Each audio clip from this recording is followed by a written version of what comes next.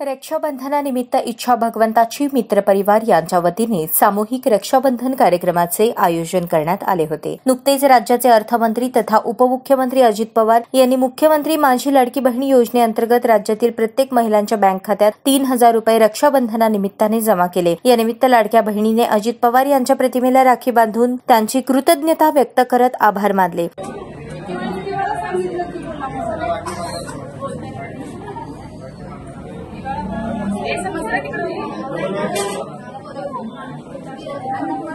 आजचा कार्यक्रम हा लाडकी बहीण योजनेचा ठेवलेला होता।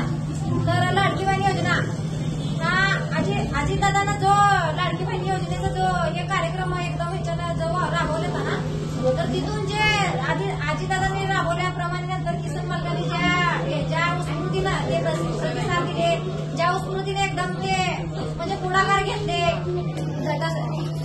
त्यांचं काम पुढाकार घेतल्यामुळे ते कार्यक्रम एकदम व्यवस्थित रीतीने पार पडलेला आहे। त्याबद्दल मी त्यांचं मनापासून धन्यवाद मानते।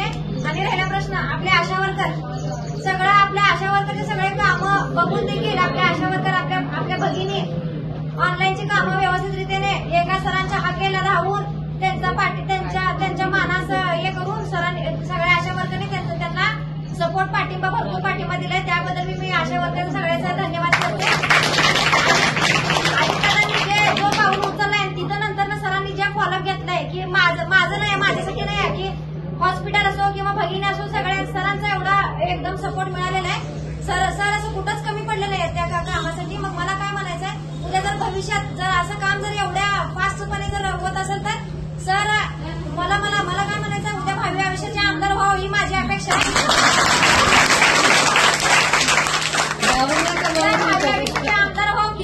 किसन मालक भाव ही माझी अपेक्षा आहे आणि भरपूर आमचा सपोर्ट राहिला। आणि अजितदादा उद्याच्या भावी आयुष्याचे मुख्यमंत्री व्हावे।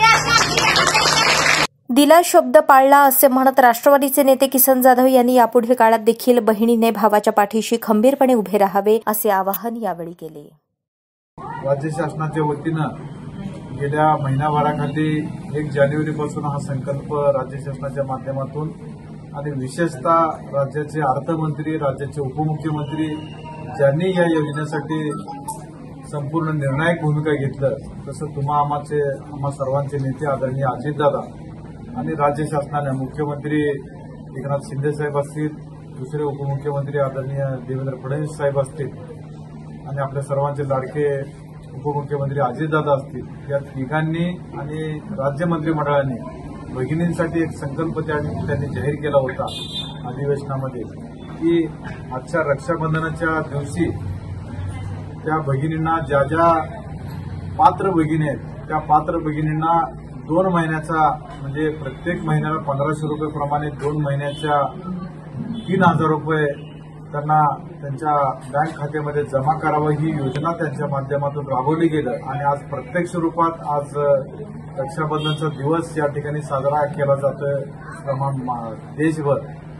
त्याचाच आज औचित्य साधून आज रामोडी यूपीसी सेंटर या ठिकाणी आपण अजितदादांचे विशेष आभार आणि त्याच पद्धतीनं रक्षाबंधनचा जो कार्यक्रम जो मानस दादांच्या माध्यमातून आणि शासनाच्या माध्यमातून राबवला गेला त्याचं एक प्रतिकात्मक राज्य शासनाचे आभार आणि विशेषतः अजितदादांचे आभार। कारण लाडकी बहीण योजना ही अजितदादांच्या माध्यमातून या ठिकाणी रुजवली गेली आणि प्रत्यक्ष रूपात ही योजना फक्त जाहीर न करता त्या योजनेच्या माध्यमातून 1500 रुपये दर महिन्याला भगिनींना प्राप्त झाले ना तुम्हाला सर्वांना।